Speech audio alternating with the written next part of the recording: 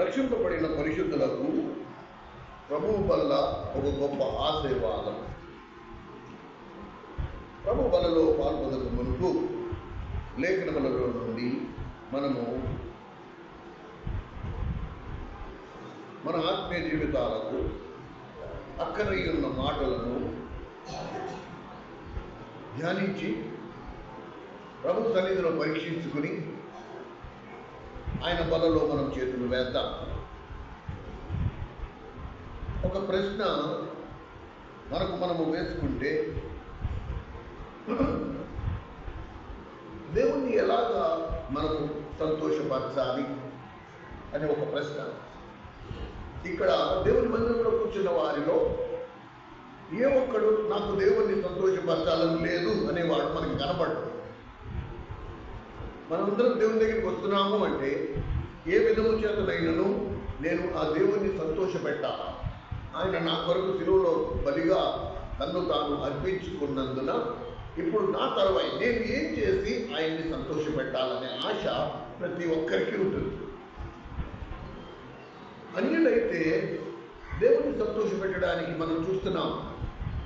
ముఖ్యంగా పశ్చిమ గోదావరి జిల్లాలో ఎంతో దూరం కాలినడకని ఆ దేవుణ్ణి సంతోషపెడతారు వాళ్ళు. అంటే నేను ఇలాగ నా శరీరాన్ని నలగొట్టడం వలన నా దేవుడు, నేను ఆరాధించే ఆ దేవుడు సంతోషపడతాడనుకుని కాలినడకన తిరుపతికి వాటికి వెళ్తూ ఉంటారు. మరికొన్ని చోట్ల దేహమును గాయపరుచుకుని దేవుని సంతోషపెట్టడానికి నాలెక్కల్లో ఊచలు గుచ్చేసుకోవడం, బొగ్గల్లోంచి ఊచలు తీసి గుచ్చేసుకోవడం. మరికొన్ని చోట్ల కుక్కలతో చర్మానికి కుక్కలు తగిలించి గొలుసులతో గాలిలో వేలాడి దేవుని సంతోషపరచడానికి ప్రయత్నిస్తారు. ఇవన్నీ మనం కళ్ళతో చూసిన సత్యాలు. కానీ మనము ఆరాధించే దేవుడు, ఎవరినైతే మనం దేవునిగా అంగీకరించాలి, ఎవరైతే మన కొరకు శిలువలో ప్రాణం పెట్టాడో ఆ దేవుణ్ణి సంతోషపరచడానికి మనకి పెద్ద మొదలు పెట్టగలము.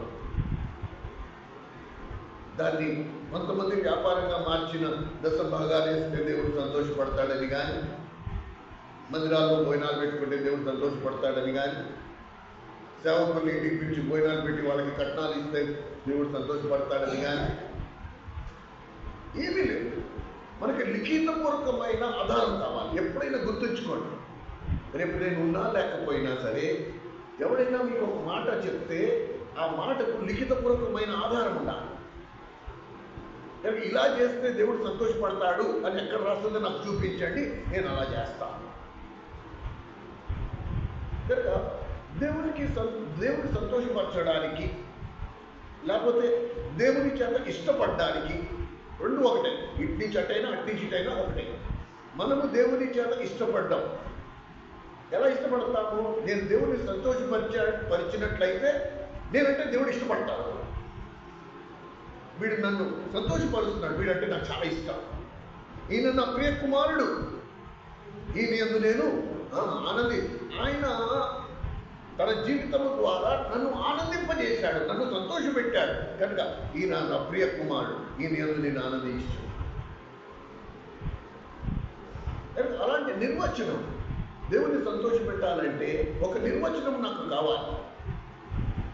కనుక ఎబ్రీయులకు రాసిన పత్రిక 11వ అధ్యాయము అపోస్తలుడైన పౌలు ఎబ్రీయులకి రాస్తూ 11వ అధ్యాయము 6వ వచనములో ప్రారంభంలోనే ఆ మాట మనం చూడొచ్చు. ఏమని? విశ్వాసము లేకుండా దేవునికి ఇష్టమై ఉండుట అసాధ్యం. కనుక నా పెట్టుబడి ఏంటి? విశ్వాసం. నీకు విశ్వాసం ఉంటే చాలు, నువ్వు దేవుడిని సంతోషపెట్టచ్చు. నాకు విశ్వాసం ఉంటే చాలు. విశ్వాసం అంటే ఏంటి? విశ్వాసం అంటే ఏంటి? దేవుడు నన్ను ప్రగాఢంగా ప్రేమిస్తున్నాడు అనే మాటను నేను నమ్మడమే విశ్వాసం. దేవుడు నన్ను ఎంతో ప్రేమిస్తున్నాడు అనే మాట నేను నమ్మడమే విశ్వాసం. కానీ చాలా మందికి ఆ విశ్వాసం లేదు. ఎందుకు లేదంటే వాళ్ళు ప్రభు దగ్గరికి వచ్చిన తర్వాత ఎప్పుడైతే ప్రభు వారి పాపమును తన వాక్యపు వెలుగులో చూపిస్తాడో వారు తమను తాము అసహించుకోవడమే కాకుండా నేనంటే దేవుడికి ఇష్టం లేదనే తీర్పులోకి వచ్చేస్తా. నేను చేసిన పాపాలు అన్నీ కాదు కనుక ఆయన నన్ను ప్రేమించడం అనేది అసాధ్యం. నా సంగతి ఏంటో నాకు తెలుసు, నేను చేసిన పాపములు ఏంటివో నాకు తెలుసు కనుక దేవుడు నన్ను ప్రేమించాడు. ఇది చాలా పెద్ద సమస్య. దేవుడి దగ్గరికి వచ్చే విశ్వాసాలకు చాలా పెద్ద సమస్య. కనుక ఈరోజు పరిశుద్ధాత్మ దేవుని సహాయం ద్వారా మీకు ఈ సత్యానికి మరి సమీపంగా మిమ్మల్ని తీసుకురావడానికి నేను ప్రయత్నిస్తాను. కనుక జాగ్రత్తగా వినండి, ఒక అరగంట సేపే. కానీ ఈ సత్యము కనుక మీ హృదయంలో మొత్తము వ్యాపించినట్లయితే మరి ఇంకా ఎన్నడూ నేనంటే దేవుడికి ఇష్టం లేదు అనే మాట మీ నోటట్టు రాదు. ఇది నేను గ్యారంటీ వాళ్ళు రాసిస్తా. ఇవాడిని ఇక్కడి నుండి మీరు వెళ్ళేటప్పుడు మాత్రం హృదయంలో ఒక నిశ్చయతతో వెళ్తారు. నేనంటే దేవుడు ప్రగాఢంగా ప్రేమిస్తున్నాడు, మామూలుగా కాదు, తన ప్రాణం ఇచ్చినంత నన్ను ప్రేమిస్తున్నాడు అనే నిశ్చయతతో మీరు ఇక్కడి నుంచి వెళ్తారు ఇవాళ. సరేనా? అయితే ఇక్కడ దేవుడు అడిగిన పెట్టుబడి ఏంటి? నీకు నేను నిన్ను ప్రేమిస్తున్నాననే విశ్వాసము నీకుంటే నువ్వు నాకు ప్రియుడు అయిపోతావు. విశ్వాసము లేకుండా దేవుడికి ఇష్టడై ఉండుట అసాధ్యం. ఇప్పుడు మనం అందరం ఏమంటున్నాం? నాకు విశ్వాసం ఉంది. ఇది అబద్ధం. ఎందుకంటే వాడు నిన్ను ఆ నమ్మికలోకి రానివ్వడు. ఈ యుగ సంబంధమైన దేవత మాటి మాటికి నీ పాపముని జ్ఞాపకం చేస్తూ నువ్వు చేసిన పాపముల వలన దేవుడు నిన్ను ప్రేమిస్తాడని నువ్వు ఎలా అనుకుంటున్నావు అని వాడే నిన్ను ఒప్పింపజేసేస్తాడు. కనుక మనం దేవుడి దగ్గరికి వస్తున్నామే కానీ ఆ పాప భారంతో తిరిగి వస్తూ ఉంటాం. నీ పాపములు నేను ఎన్నింటికి జ్ఞాపకం చేసుకోను అన్నా సరే వీడు మనకి గుర్తు చేస్తూనే ఉంటాడు. వాటికి మనం గుర్తు చేసుకుంటూనే ఉంటాం. అసలు నేను రక్షింపబడ్డాననే అనుమానం మనకి మళ్ళీ రేకెత్తుకోవచ్చు. కనుక పరిశుద్ధాత్మ దేవుడు మనల్ని తన లేఖనాల గుండా నడిపించునుగాక. ఈ లేఖనపు వెలుగులో అన్నీ మనకి స్పష్టంగా తేటగా కనబడునుగా. ఎక్కడ లోపించాం? దేవుడు ప్రేమిస్తున్నాడనే దృఢ నమ్మకం నాకు ఎలా కలుగుతుంది? ఈ ప్రపంచంలో ఎవరు నన్ను ప్రేమించినా ప్రేమించకపోయినా నాకైతే పూర్తి నమ్మకం ఆ దేవుడు మాత్రం నన్ను కన్నా తల్లిదండ్రుల కంటే ఎక్కువ ప్రేమిస్తున్నాడు. ఇది మాత్రం రుజువు. ఈ విషయంలో ఈ సత్యము నుండి నన్ను ఇంకెవరు వేరు చేయలేరు. రండి చూద్దాం. పాపం అనేది ఒక రోగం లాంటిది.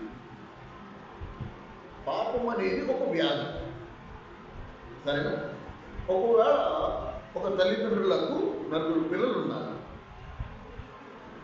4లో 3 ఆరోగ్యంగా ఉన్నారు. నిన్న ఒకవేళ ఫర్ ఎగ్జాంపుల్ చూస్తే వాడు హర్షత్కి జ్వరం వచ్చింది,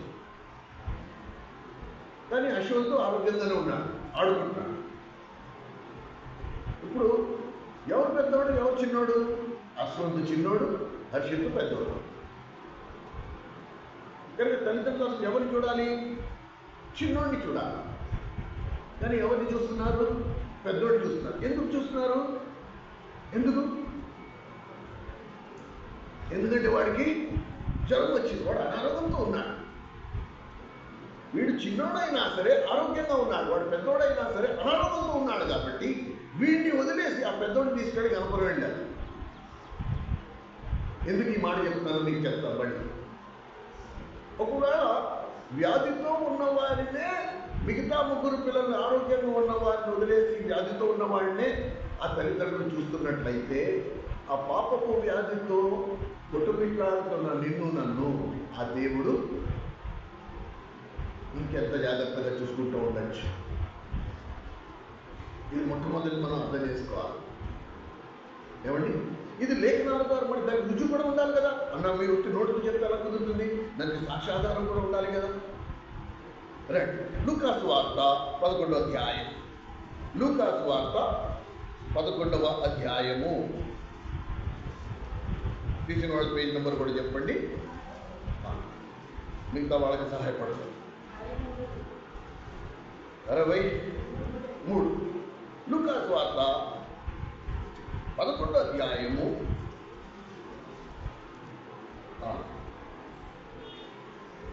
11వ వచనం. లూకా సువార్త 11వ అధ్యాయము 11వ వచనం. మీలో తండ్రి అయిన వాడు తన కుమారుడు చేపను అడిగితే చేపకు ప్రతిగా పామునిచ్చిన, గుడ్డును అడిగితే తేలునిచ్చిన చాలు. ఎందుకు ప్రభువు 2 సార్లు 2 ఉదాహరణలు ఎందుకు చెప్పాడు వెంటనే? ఎందుకంటే మనం ఎంత మందబుద్ధులము, మొద్దుబారిపోయిన మెదడు మంది. ఒకసారి చెప్తే మనం అర్థం చేసుకోం కాబట్టి 2 సార్లు చెప్పాడు. ఇక్కడ మీలో తండ్రి అయిన వాడు తన కుమారుడు చేపను అడిగితే పావునిచ్చిన, గుడ్డును అడిగితే తేలునిచ్చిన అంటే మన పిల్లలు ఏది అడిగితే అది మనం తీసుకొచ్చి ఇస్తాం. ఇది మన ధర్మం. ఎందుకంటే మన పిల్లలు అడిగారు, మన పిల్లలు అడిగింది.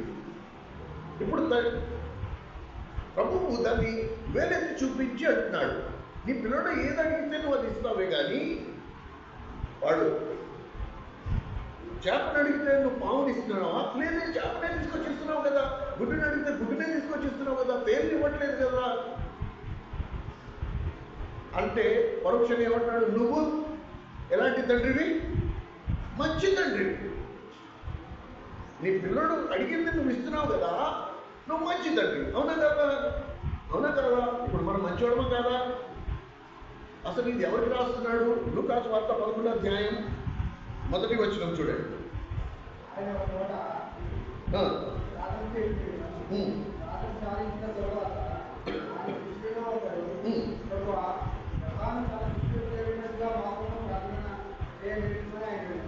అంటే ఈ మాట ఎవరు చెప్తున్నాడు? శిష్యులతో చెప్తున్నాడు. ఇప్పుడు మనందరం శిష్యులమే కదా, కరెక్టే. ఓకే, 11వ అధ్యాయం 11వ వచనం ప్రకారంగా శిష్యులమైన మనము మంచి తండ్రులమే కదా, మంచి తల్లులమా కదా? ఇది ప్రభువే అంటున్నాడు. మీరు చేపను అడిగితే తేలినిస్తున్నారా? పావుని ఇస్తున్నారా? గుడ్డుని అడిగితే తేలినిస్తున్నారా? చేపను అడిగితే చేప తీసుకొని నానా చాలా రోజులు అయింది, ఇవాళ నాకు బిర్యానీ కావాలి, తెచ్చిస్తున్నావా లేదా? పెద్దోడా, ఈ పిల్లలకి తెచ్చిస్తున్నావా లేదా? అలాంటప్పుడు నువ్వు మంచి తండ్రివా కాదా? చెప్పాలా? మరి మంచి తండ్రిమే కదా. మన పిల్లలు ఏది అడిగితే అది ఇస్తున్నప్పుడు మనం మంచివాడమా కదా? మంచివాడమా కదా? ఇలా ఉంటావేంటే చెప్పు, నోడుతా. మన మంచి తల్లిదండ్రులమా కామా? ప్రభువే అడుగుతున్నారు, మీ తల్లిదండ్రులు, మీరు తల్లిదండ్రులు కదా. చేపను అడిగితే మామూలు ఇస్తున్నారా? లేదే, చేపనే ఇస్తున్నాము. గుడ్డుని అడిగితే తేలిని ఇస్తున్నారా? లేదే, గుడ్డు అడిగితే గుడ్డే ఇస్తున్నాము. మంచివాడమా కాదా? చెప్పు, మంచి తల్లిదండ్రులమా కాదా? ఒకవేళ చేప బదులు మనం పామునిచ్చి, గుడ్డు బదులు మనం తేలిని ఇస్తే వీళ్ళు చెడ్డ తల్లిదండ్రులు. ఇదేంటి పిల్లలు ఇలా అడుగుతుంటే మీరు ఇలా చేస్తున్నారు, వీళ్ళంతా తల్లిదండ్రులేనా? అవునా కాదా? అవునా కాదా? చెప్పా. ఒకటి తొందరగా ఒప్పుకోరు, చాలా లోతుగా ఆలోచిస్తూ ఉంటారు. సరే, అయితే 12వ వచనం దగ్గరికి వచ్చేటప్పటికి ఏమంటున్నాడు? కాబట్టి అంటే దేవుని దృష్టిలో పిల్లలు ఏది అడిగితే అది ఇచ్చినా సరే దేవుని మంచితనము ముందు, అర్థమైందా? దేవుని దృష్టిలో మీరు ఏది అడిగితే, పిల్లలు ఏది అడిగితే అది ఇచ్చినా సరే మీరు మంచోళ్ళే కాదు, కానీ దేవుని మంచితనం ముందు మీరు చెడ్డవాళ్ళు అయిపోతారు.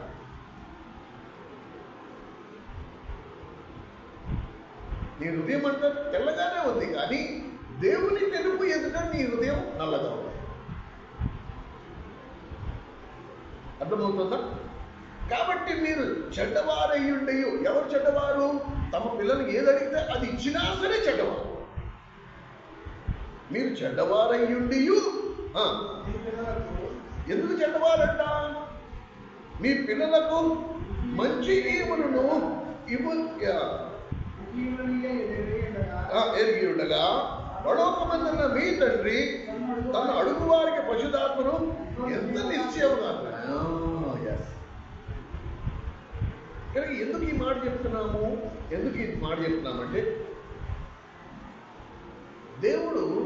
దేవుని మంచితనము ఎదుట మన మంచితనము అసలు కనపడదే కనపడదు. మన పిల్లలు ఏదడిగితే అది మనం ఇచ్చినా సరే దేవుని దృష్టిలో మనం ఎట్టివారు, చెడ్డవారు. ఎందుకు? మనకంటే దేవుడు ఎంతో మంచివాడు. అందుకనే చెప్తాను. దీనిని బట్టి ఏ రుజువు అవుతుంది? నన్ను కన్నా నా తల్లిదండ్రుల కంటే. కొంతమంది తల్లిదండ్రులు కోపం వస్తుంది, ఈ పాస్టర్ గారిని ఇలా బోధించి మా పిల్లల్ని మా నుండి దూరం చేసేస్తున్నాడు వాడు, మా పిల్లలు మా మాట వినట్లేదు అనుకుంటారు కొంతమంది. నేను అన్నట్ల ఇది దేవుడు అంటున్నాడు. నీకు ఒక్కడు ఫిర్యాదు ఉంటే నువ్వు ఎవరి దగ్గర వెళ్ళి చెప్పుకోవాలా? దేవుని దగ్గరికి వెళ్ళి చెప్పుకోవాలి. ప్రభు అదేంటి, పగలనక రాత్రి అనక కష్టపడి నేను తినక మా పిల్లల్ని మేము పోషించి పెద్ద చేశాను. ఇప్పుడు మాకంటే నువ్వు మంచివాడు అంటే ఎలా కుదురుద్ది? ఈ ఫిర్యాదు నువ్వు దేవుడితో చెప్పుకోవాలి. నేను చెప్పట్లేదు, ప్రభు అంటున్నాడు అన్నమాట. మీ పిల్లలు ఏమడిగితే అది మీరు ఇచ్చియు మీరు చెడ్డవారైతే మీ పరలోకమందున్న తండ్రి తన అడుగు వారికి పరిశుద్ధాత్మను ఎంత నిశ్చయముగా ఇవ్వడు. అంటే దేవుని మంచితనం ఎదుట, దేవుని గొప్పతనం ఎదుట, దేవుని పరిశుద్ధత ఎదుట మనము చెడ్డవారిని. అందుకనే ఆ మాట మన కన్నా తల్లిదండ్రుల కంటే దేవుని ప్రేమ చాలా ఉన్నతమైనది.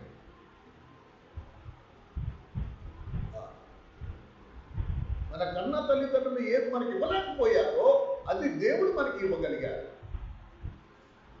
ఇది చాలా ముఖ్యమైన మాట.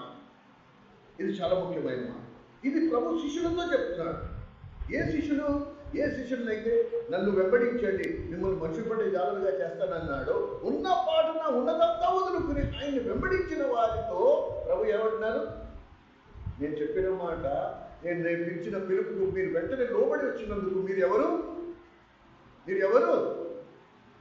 మీరు చెడ్డవారు.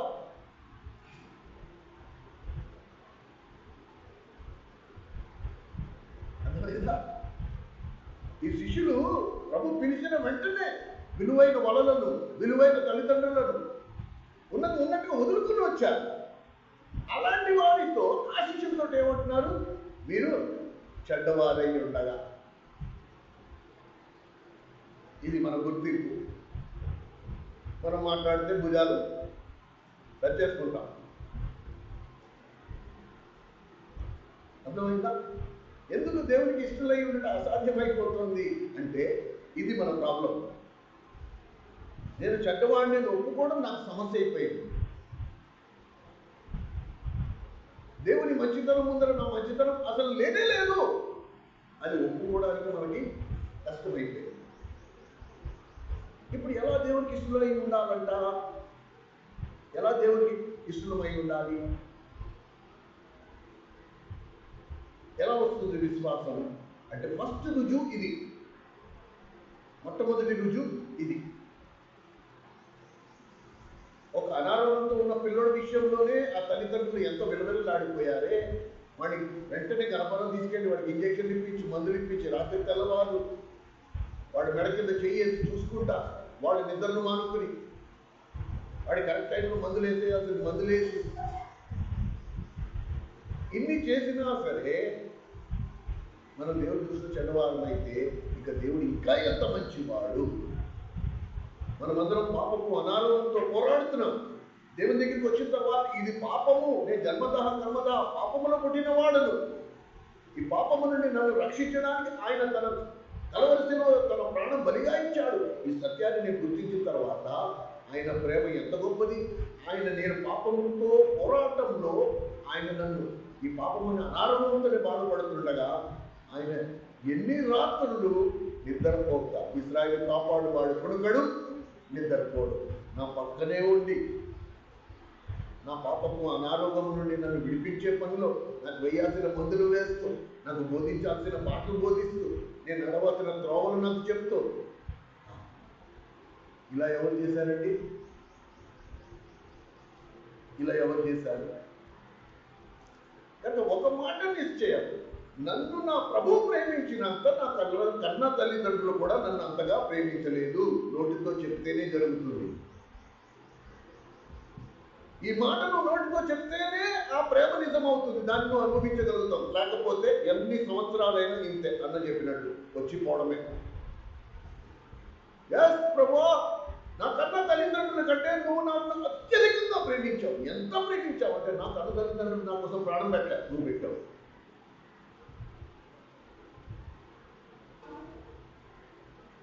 కనుక పాపంతో నేను జోగులాడుతున్నా, పాపంలో నేను మునిగి తేలుతున్నా, పాపంతో నేను పోరాడుతుండగా నువ్వు ఒక్కడివే నాకు తోడుగా ఉన్నావు. నా జీవితాన్ని పాపరహితుడిగా చేయడానికి నీ నిరంతర పోరాటమును నాతో పాటు పోరాడుతున్నావు. నా తల్లిదండ్రులు నా పాప విషయంలో అలా పోరాడా,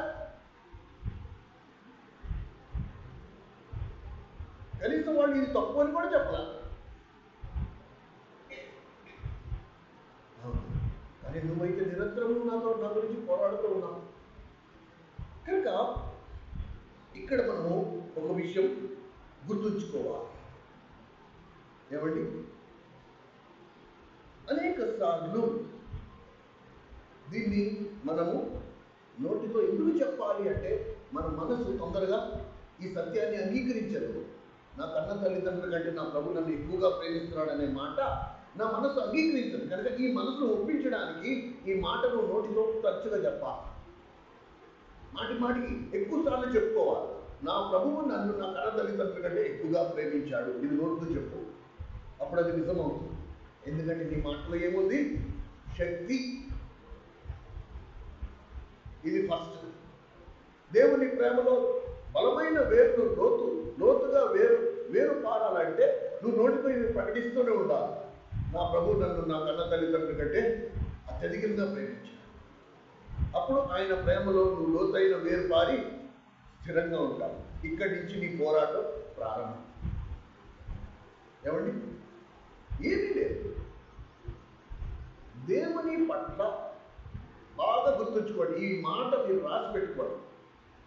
నిజంగా దేవుని పట్ల నీకు భయభక్తులు ఉంటే ఆ దేవుని పట్ల నీకున్న భయభక్తులు నీలో ఎలాంటి మార్పు తీసుకొస్తుంది?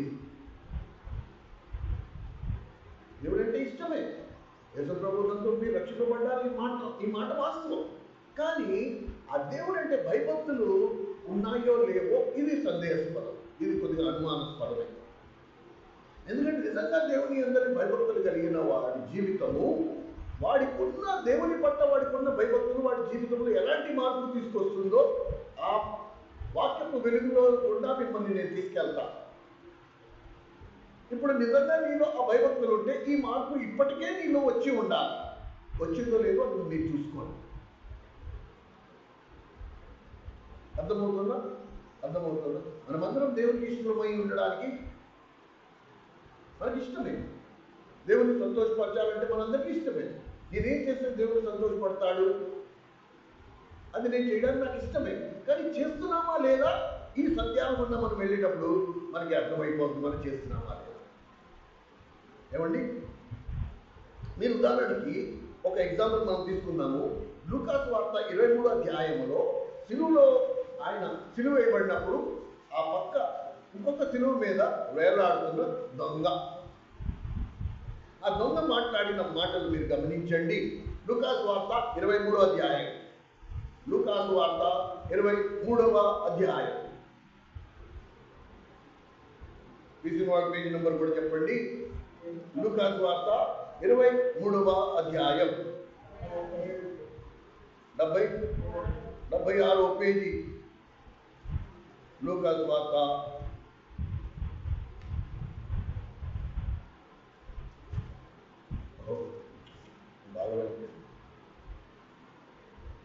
23వ అధ్యాయం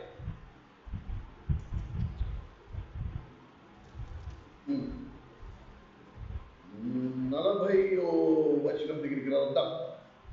40వ వచనం దగ్గరికి వద్దాం. చూడండి. అయితే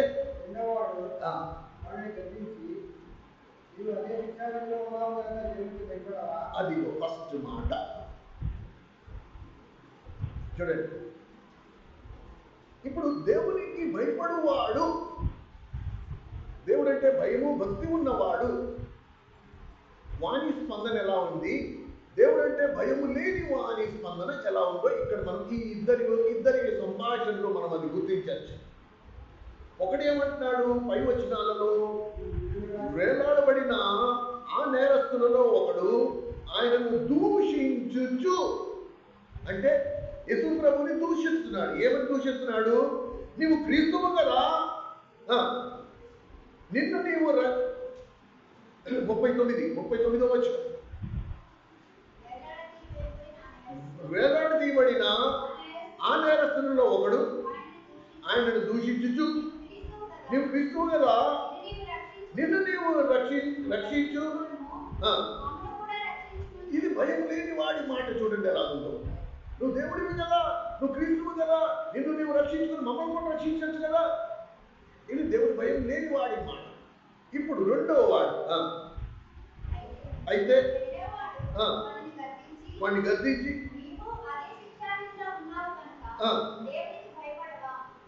ఫస్ట్ మాట వీడికి ఎలా తెలిసింది వాడికి దేవుడు భయం లేదని, రెండో వాడికి ఎలా తెలిసింది వాడికి దేవుడు భయం లేదని? వాడి మాటలు బట్టి నువ్వు దేవుడికి భయపడవా? ఈ శిక్ష మనకి తగింది. వానిలో ప్రాయశ్చిత్తమైన హృదయం ఉంది, వాని హృదయంలో ప్రాయశ్చిత్తం ఉంది. అయ్యో నేను దొంగని, ఈ శిక్ష నాకు తగును. కానీ ఈయన ఏ నేరమో చేయని వాడు ఆయన గురించి వినుంటాడు, కనుక సాక్ష్యం ఇస్తున్నాడు. ఈయన ఏ నేరమో చేయని వాడు, నువ్వు దేవుడికి భయపడవా అని అన్న తర్వాత, మనకైతే ఇది న్యాయమే.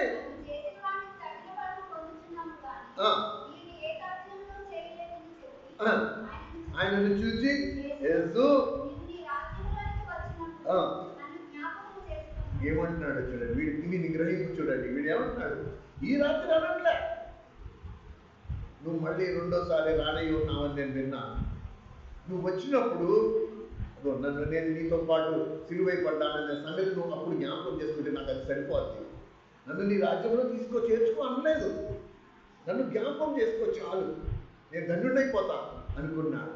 ఏం దొరికింది వాడికి? నేను వచ్చినప్పుడు కాదురా బాబు, నేనే ఈ రోజే నువ్వు నాతో పరదేశంలో ఉంటావు. నేను వచ్చినప్పుడు ఏంటి, నాతో పాటు నేను తీసుకెళ్తా. ఇది దేవుని పట్ల భయం ఉన్నవాడు. భయము అంటే గడగా ఉడికిపోవడం కాదు. భయభక్తులు, తల్లిదండ్రుల పట్ల భయభక్తులు అంటే గడగడ ఉడికిపోవడం. భయభక్తులు కాదు. భయముతో కూడిన గౌరవమును బట్టి నేను ఏ విధ పని చేసినా వాళ్ళు గాయపరచబడతారు, వాళ్ళ హృదయం నొప్పించిన వాడిని అవుతాను కనుక నేను ఈ పని చెయ్యను. దాన్ని ఇంగ్లీష్లో మాట్లాడారు రెవరెన్స్. మీరు గూగుల్లో ట్రాన్స్లేషన్లో కొట్టి చూడండి రెవరెన్స్ అంటే ఏంటో. ఒకటి గౌరవము, రెండోది భయం. అంటే భయంతో కూడిన గౌరవం, భక్తి, భయభక్తులు అంటారు. అర్థమైందా? దేవుడు అంటే మనకి అది ఉండాలి ఖచ్చితంగా. ఇది లేకపోవటం వలన అన్నీ బాగానే ఉన్నాయి. దేవుడిని నమ్ముకున్నాం, దేవుడి దగ్గరికి వస్తున్నాం, కానీ ఆయన అంటే భయభక్తులు లేవు. అంటే దేవుడు అంటే గౌరవము లేవు. లేఖనాలు వింటున్నాం, కానీ ఆ లేఖనాలు అంటే మనకి సీరియస్నెస్, దాన్ని తీవ్రంగా తీసుకోకపోవడం. ఆయన అంటే నా గౌరవం ఉంటే ఆయన మాట నేను సీరియస్గా తీసుకుంటా. ఆయన చెప్పాడు అంతే, ఫినిష్. ఇక నేను ఆ పని చేయను, అలా మాట్లాడు. ఆయన అంటే నా గౌరవం లేకపోతే చెప్తే దాని గుడ్డేం కాదు. ఈ సమాజంలో ఎలా బతకాలి? సామెతల గ్రంథం 9వ అధ్యాయం, సామెతల గ్రంథము 9వ అధ్యాయం 10వ వచనం. సామెతల గ్రంథం 9వ అధ్యాయం 10వ వచనం. యెహోవా యందు భయభక్తులు కలిగి ఉండటం జ్ఞానమునకు మూలం. యెహోవా యందు భయభక్తులు కలిగి ఉండటయే జ్ఞానమునకు మూలం. అవి లేకపోతే నీకేం లేనట్టు? జ్ఞానమే లేనట్టు. ప్రేమ సహోదర సహోదరి, పాత నిబంధన దేవుని ప్రజలకు భయభక్తులతో పెంచారు తల్లిదండ్రులు. పాత నిబంధన దేవుని ప్రజలను వాళ్ళ తల్లిదండ్రులు భయభక్తులతో పెంచారు. ఎంత భయభక్తులతో పెంచారంటే దేవుని పేరు నోటితో ఉచ్చరించడానికైనా వాళ్ళు 10 సార్లు ఆలోచించేవారు. ఎందుకు? వాళ్ళ నోరు అపవిత్రమైనది, వాళ్ళ హృదయంలో అపవిత్రమైన ఆలోచన ఉందా? అంతకు ముందర ఎప్పుడైనా నోటితో దుర్భాషలాడారా? దుర్భాషలాడారంటే నోరు అపవిత్రమైపోయింది. ఇప్పుడు అపవిత్రమైన నోటితో దేవుని పేరు ఉచ్చరించడానికి వీలు లేదు. అది భయభక్తులు అంటే. కానీ మనం ఎలా పెరిగాము? మనం ఎట్టివారమైనా ఆయన క్షమిస్తాడు, ఎన్నిసార్లైనా క్షమిస్తాడు, చేసిన పాపం మళ్ళా చేసుకొచ్చి బల్ల దగ్గర ఒప్పుకుంటే మళ్ళీ క్షమిస్తాడు. ఈ వాతావరణంలో కృపాకాలంలో మనం పెరుగుట వలన మనకి దేవుడు అంటే ఏం లేదు, భయభక్తులు లేకుండా అయిపోయింది. అంతే తేడా. కానీ దేవుడు నిజంగా ప్రేమించిన వాడు, నేను ఎలాగైనా ఆయన్ని సంతోషపరచాలి అనుకున్నవాడు, వాడు ఎలా ఉంటాడంట? ఎలా ఉంటాడు ఆ వ్యక్తి? నిజంగా దేవుడు అంటే భయభక్తులు కలిగిన వాడు ఎలా ఉంటాడు? మనం ఎలా ఉంటాం? నేను చెప్పాను కదా, ఈ వాక్యపు వెలుగులో నేను ముందు రెఫరెన్స్ చూపిస్తున్నానంటే మీరు ఆ వెలుగులో నడుస్తున్న కొలది అసలు భయభక్తులు ఉన్నాయా లేవా మీ అంతటా మీకే అర్థమైంది. ఇప్పుడు నిజంగా దేవుడు అంటే భయభక్తులు కలిగిన వాడి జీవితం, వారి గురించి ఏమి రాస్తుందో అది మనం చదువుతాం. అప్పుడు పొద్దున్న నుంచి నోటి మాట గురించి దేవుడు మాట్లాడుతున్న విషయం మనకి ఇంకా స్పష్టంగా అర్థమవుతుంది. యెషయా గ్రంథం 11వ అధ్యాయం. యెషయా గ్రంథము 11వ అధ్యాయం.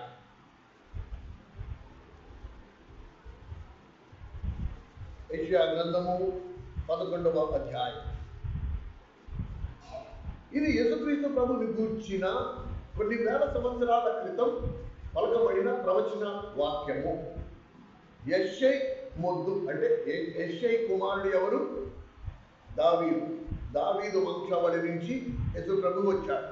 ఆ యెషై పేరుతో ఇదొక ప్రవచనం.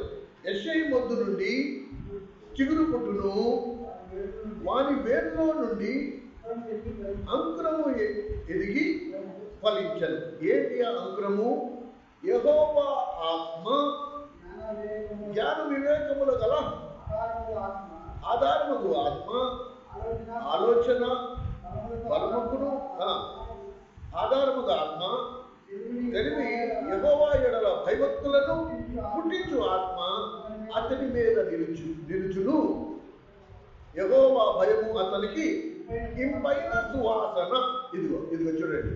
ఇప్పుడు నిజంగా దేవుడు అంటే భయభక్తులు గలవాడు ఎలా ఉంటాడంట? ఇది ప్రకటన గ్రంథంలో కూడా ఉంది. 7 ఆత్మ. ఆ 7 ఆత్మలు ఏవి అని మనం ఇందులో లెక్క పెడితే బలము కలిగిన ఆలోచన ఆత్మ ఇంకా పైన చూద్దాం.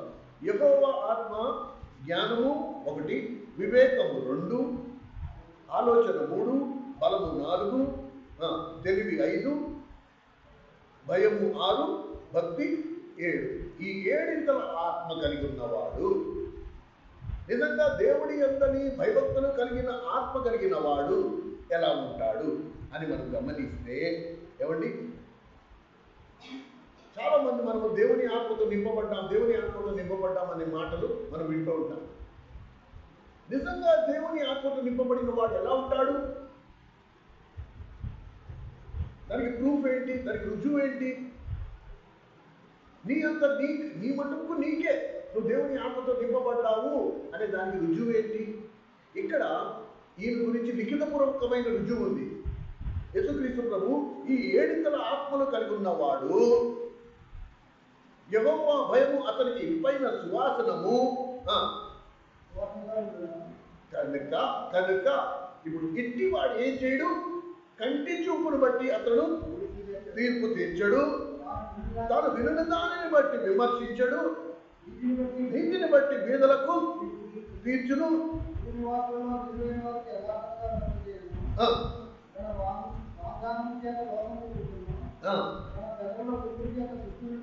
చూసారా? దట్ ద ఫస్ట్ ప్రూఫ్, మొట్టమొదటి ప్రూఫ్ నాకు దేవుడు అంటే భయం ఉంది అన్న దానికి ప్రూఫ్ ఏంటి? నేను. ఇది మీరు ఆలోచించుకోండి. మనం సర్వసాధారణంగా మాట్లాడుకుంటున్నాము, మనం ఏం మాట్లాడుతున్నాం? పైన అన్నా ఎందుకక్క మనం చూడలేదు, పెట్టలేదు, మనం తీర్పు తీర్చదు. చూడకుండా తీర్పు తీర్చదు అన్నట్లేదు ఇక్కడ. ఏమంటున్నాడు? ఆయన నువ్వు చూసినా కూడా తీర్పు తీర్చదు. వాడు చేస్తుంది పాపమే. నువ్వు కళ్ళారా చూసావు, చెవులారా విన్నావు, నువ్వు చూసి విని కూడా నువ్వు తీర్పు తీర్చవు. వాడి గురించి ఎక్కడా మాట్లాడు. ఇది దేవుడు అంటే భయం ఉన్నవాడు. ఇది ప్రభు గురించి రాయబడిన ప్రవచనం. ప్రభు ఏమని రాస్తుంది? ఆయన విన్న దానిని బట్టి, చూసిన దానిని బట్టి తీర్పు తీర్చలేదు. మనము చూడకుండా, వినకుండా,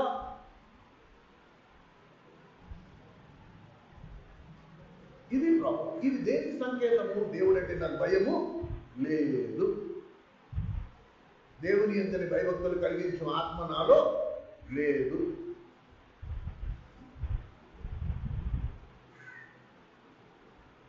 ఇది దానికి అందరికంటే పెద్ద రుచి. చూడకుండా వినకుండా తీర్పు తీర్చడం కాదు దాన్ని. ప్రభు ఏమంటున్నాడు? నువ్వు చూసినా సరే, నువ్వు విన్నా సరే, చూసిన దాన్ని బట్టి, విన్న దానిని బట్టి కూడా నువ్వు అసలు తీర్పు తీర్చే అధికారమే లేదు నీకు. ఎంత ప్రమాదకరమైన పాపము మనం చేస్తున్నామో మళ్ళీ చెప్తున్నా, రెఫరెన్స్ రాసి పెట్టుకోండి. ఎంత భయంకరమైన పాపము! నువ్వు నేరుగా డైరెక్ట్గా దేవునికి తీర్పు తీర్చడం అనుకోండి. ఎంత భయంకరమైన పాపము చూడండి. నువ్వు నేరుగా దేవుడితోనే పెట్టుకుంటున్నావు. మన అనాలోచనలతో, అజ్ఞానంతో, నోరుంది కదా, నాలుగు ఉంది కదా అని పొద్దున్నుంచి పరిశుద్ధాత్మ దేవుడు నోటి మాట గురించి మాట్లాడుతూ ఉంటే నాకు ఇదే తలపు వచ్చింది. చూడండి, ప్రతిదీ దేవుని లేఖనం నేను చూపిస్తున్నాను మీకు. నిజంగా దేవుని ఆత్మ, దేవుని అందరినీ భయభక్తులు కలిగిన ఆత్మ ఉన్నవాడు చూసిన దాన్ని బట్టి, విన్న దానిని బట్టి మాట్లాడు. మనం చూడకుండా, వినకుండా ఎన్నో మాటలు మాట్లాడేస్తున్నాం. అంటే రెండింతల పాపం మనం చేసేస్తున్నాం. ఒక విధంగా చూడాలంటే లేఖనం ఏం చెప్తుంది? అసలు తీర్పు తీర్చే అధికారమే లేదు నీకు. నువ్వు ఎంతసేపు చెప్పు, అలా కాదన్నా నీకు తెలియదు. సరే, నాకు తెలియదు, నీకేం తెలుసు? వీళ్ళు ఇంతే, అది తీర్పు. ఏమండి, ఇంకొక అద్భుతమైన విషయం చూపించిన మీకు.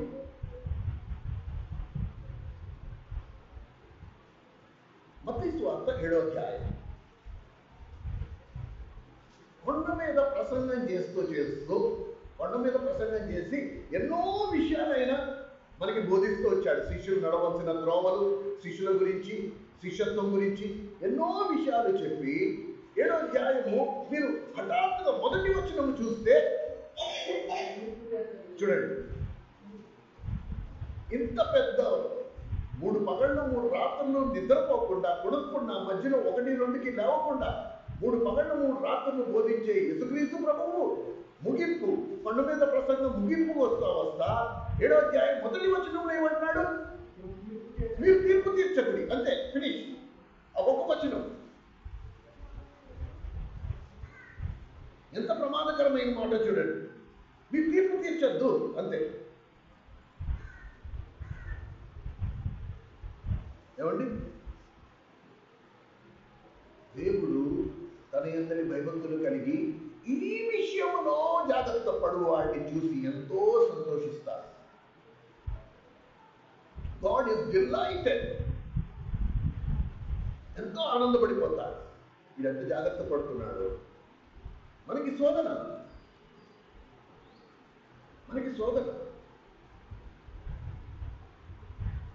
దేవుడు నీకు ఆ స్వేచ్ఛని ఇస్తాడు.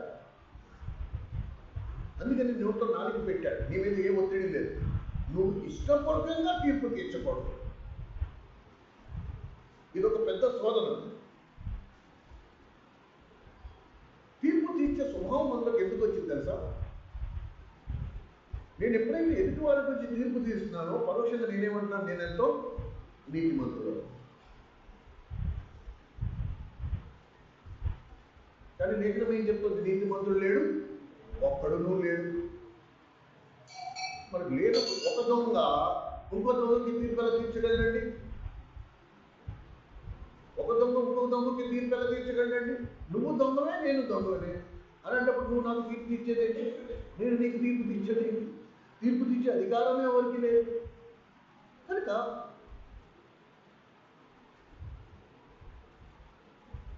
ఒకే ఒక గుర్తు మనం ఎప్పుడైనా గుర్తుంచుకోవాలి, మాటికి హృదయంలో భద్రపరచుకోవాలంటే, ఆయన కంటితో చూసిన దానిని బట్టి, చెవులతో విన్న దానిని బట్టి అట్టివాడు తీర్పు తీర్చడు. చూసి కూడా, విని కూడా వాడు నిజంగా దేవుని అందరి భయభక్తులు కలవాలి. చాలా ముఖ్యమండి ఈ విషయం మాత్రం మనందరం స్పష్టంగా అర్థం చేసుకోవాలి. ఏమండి, ఇక్కడ ఒక మాట, ఎందుకు తీర్పు తీర్చొద్దు అని దేవుడు ఇన్ని చోట్ల ఎందుకు ఈ మాట రాసించాడు? ఏదైతే అక్కడ కూడా సిస్టర్స్ మీటింగ్లో చెప్తారు, కొన్ని విషయాలు దేవుని రక్తంలో కడగబడిన మనం, శిష్యత్వంలోకి వచ్చిన మనం దాన్ని అసలు సీరియస్గా తీసుకోము. అంటే దేవుడు అంటే నాకు గౌరవం లేదు అని పరోక్షంగా రుజువు ఇవ్వడం. ఏమండి, ఎందుకు తీర్పు తీర్చద్దు అంటున్నాం? ఈ మాట అందరూ మీ పుస్తకాలలో, మీ బైబిల్ అండర్లైన్ చేసి పెట్టుకోండి. కనీసం కొద్దిగా కొంచెమైనా మనకు భయం ఉంటుంది. యాకోబు పత్రిక 4వ అధ్యాయంలో, యాకోబు పత్రిక 4వ అధ్యాయం, ఫిబ్రవరి రాసిన పత్రిక తర్వాత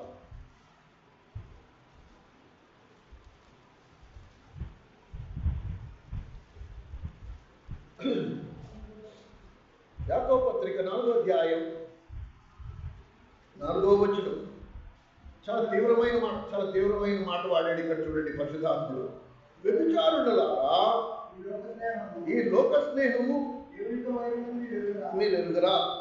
కాబట్టి ఎవడు ఈ లోకము, ఈ మాట చెప్తూ ఎవరితో చెప్తున్నాడు ఈ మాట? మళ్ళీ శిష్యులతోనే.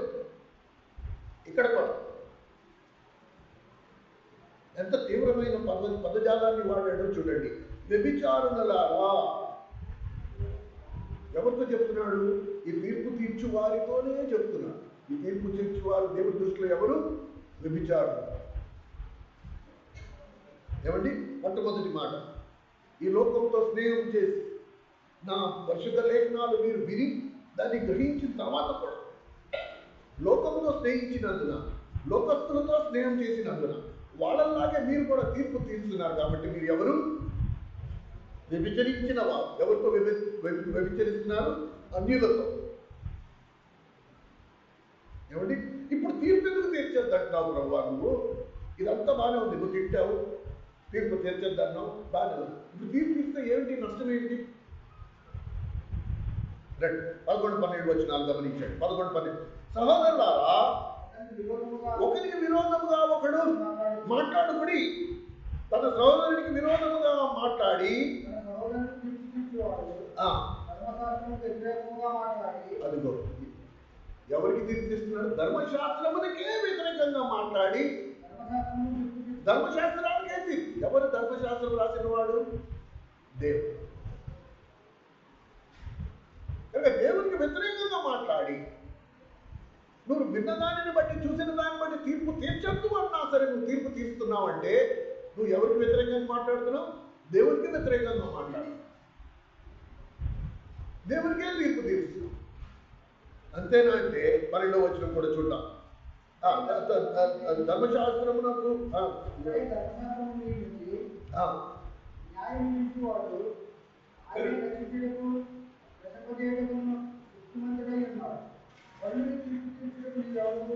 అది గొప్పదా?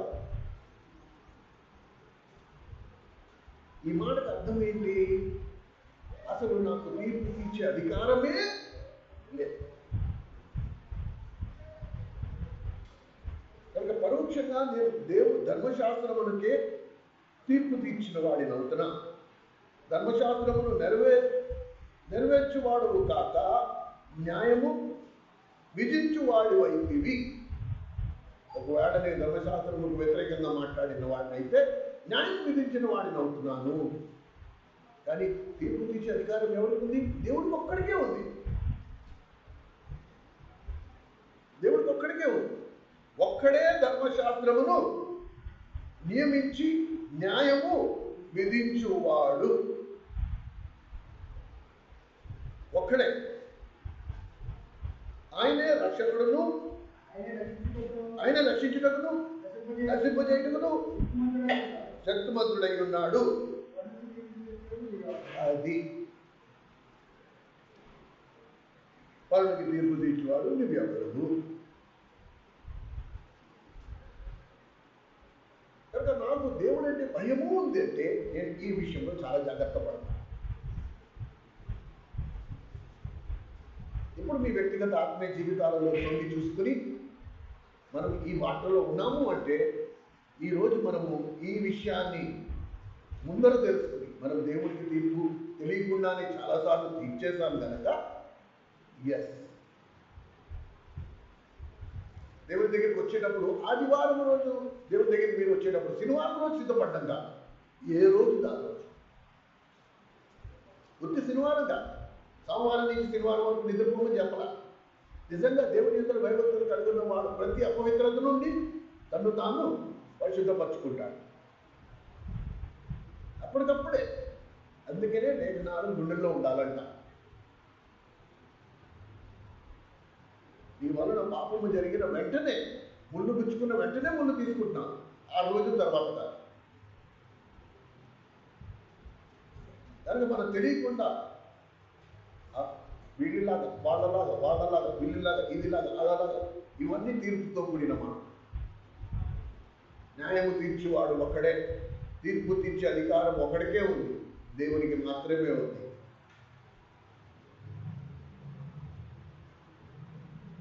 ఒకవేళ మనకు తీర్పు తీర్చిన వాడమైతే ఆ సిలువలో దొంగలై మాట్లాడినట్టే, నువ్వు క్రీస్తువు కదా, నిన్ను నువ్వు రక్షించుకుని మమ్మల్ని కూడా రక్షించు అన్న వాక్యాన్ని వస్తాం.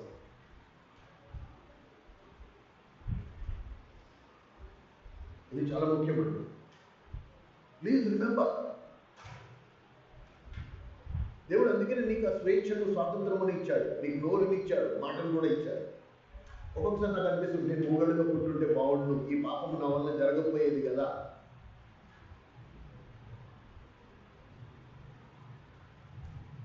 అందుకనే కీర్తనాకారుడు ఏమన్నాడు?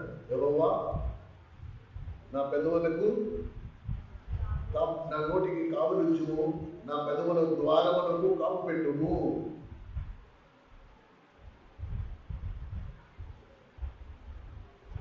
ఈ ఒక్క నోరే సమస్త కీడికి మూలం. కానీ దేవుడు అందరికీ ఇచ్చాడు.